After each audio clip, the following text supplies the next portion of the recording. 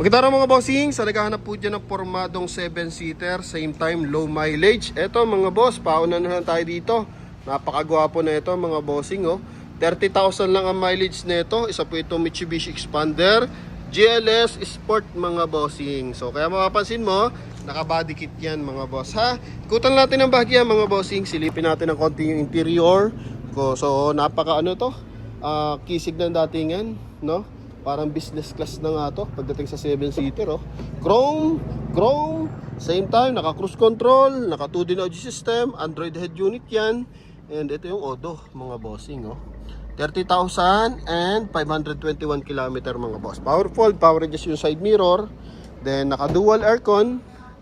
Yan mga bossing, 100% na hindi binahang ating unit ha.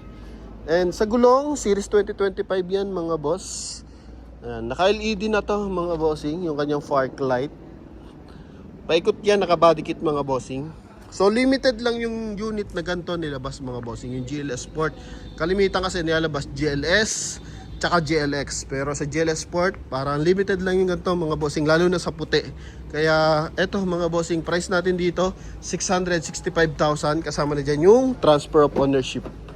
Yan mga bossing. Pero for now kasi 2026 parang wala nalabas ngayon na GLS Sport mga bossing. Kaya talaga sinasamantala ng ganitong unit ang bentahan mga boss, no? Yan, Toyota Veloz mga bossing. Kasi yun yung kanyang ano, kumbaga competitor kung sakasakali mga bossing, no? Ang kisig niya, no? 2019 yan. Kahit magtapat pa kayo niyan dalo sa parking mga boss, marami pa rin mapapahanga to mga bossing. So start tayo dito sa ating front area. Naka-chrome yung kanyang grill mga boss. Okay, headlight niyan, walang basag. Coding is Tuesday ending 3. Bago restro naman to mga boss, no? Oh, kulay white. Yan mga bossing. Oh. Sa hood, wala naman siya masyadong gas-gas. Kaka-trade in lang naman to sa atin mga bossing, no? Yan. Yung kabilang side. Oh. Dito tayo sa ating wheels. So naka 5 stud yan, series 2025 yan mga bossing. 95% tread life pa. Tingnan mo yung kanyang ano, gulong, oh. May himol-mol pa mga bossing. Nilagyan lang tire block kaya medyo madulas. Oh, ito yung sidings. Ganda ng ano, bintana, oh, hanggang dito, sakop. Oh, punta tayo sa ating interior mga boss. Tingnan mo naman yun. Talaga mapapaisip ka niyan mga bossing, no? Pambenta rin natin yan. So medyo mataas pa lang, nasa 900 something kasi nga modelo. Pero marami kasi naghahanap ng expander sa akin na GLS Sport mga boss. Marami expander ngayon pero kalimitan expander cross tsaka GLS lang mga bossing. Pero yung sports edition naka body kit, so madalang mga bossing. Kaya eto na. Okay, so sa mga nakaka-interest, power fold mga bossing. Yan. Oh. Tapos ito yung mileage. 30,521 km. Then stock pa yung leather.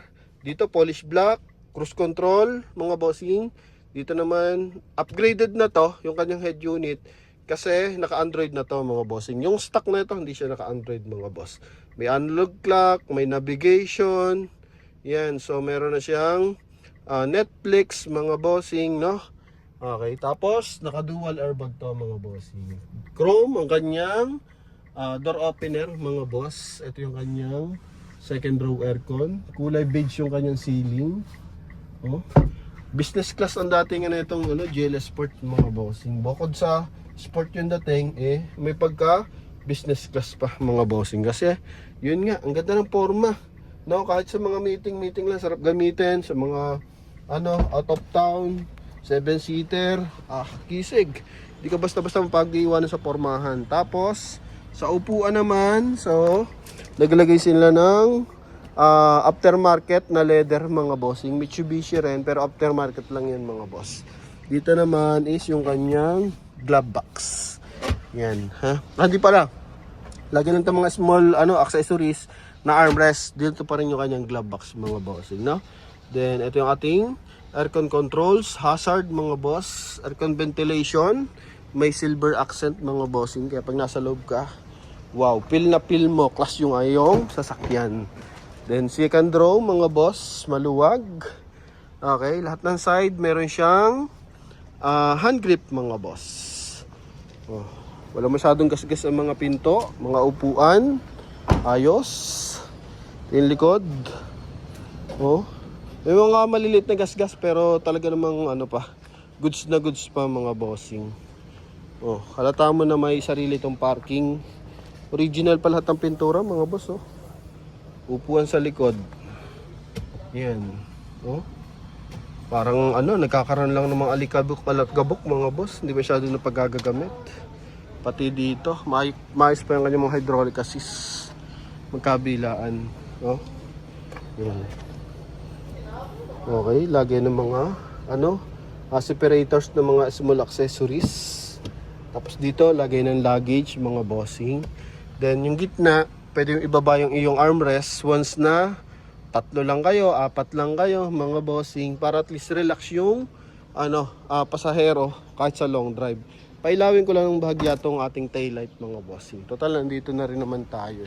So para makita nyo yung kanyang combination color. So baka nakikita nyo na sa kalsada. Eto, at least papakita ko sa inyo kung gaano ko siklab yan mga bossing, ha? Oh, di ba?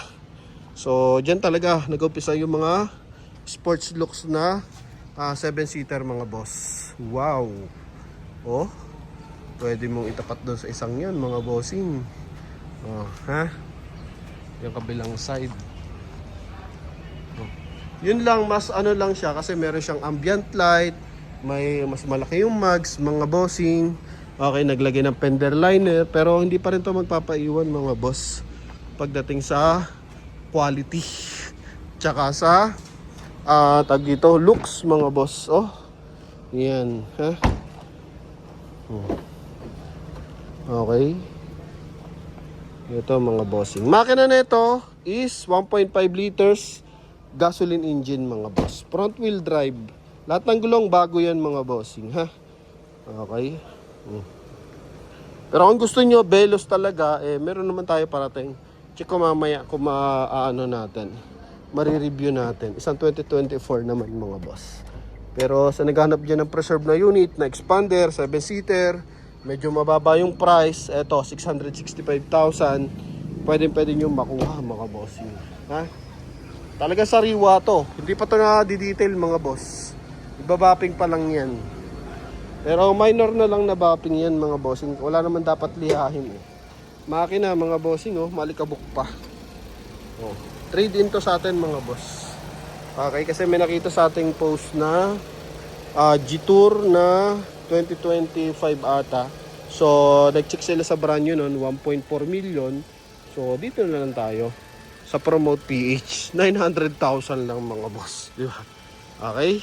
Yan. So, formado rin kasi mga China brand ngayon. Pero dito pa rin ako mga boss. So, tingnan mo naman, ha? Hindi pa to nalilinis. Tingnan mo naman yung kanyang makina. Oh, walang mga tagas yan. Oil leaks, wala yan. Pati dito. Kita yan, hanggang ilalim yan mga boss. Mga markings, kompleto pa. Naka-ABS. Oh, ito yung ating insulator. Engine displacement mga bossing. Same to ng makina ng mga bossing, ha? Nissan Livina. Okay, yung bagong labas mga boss, no?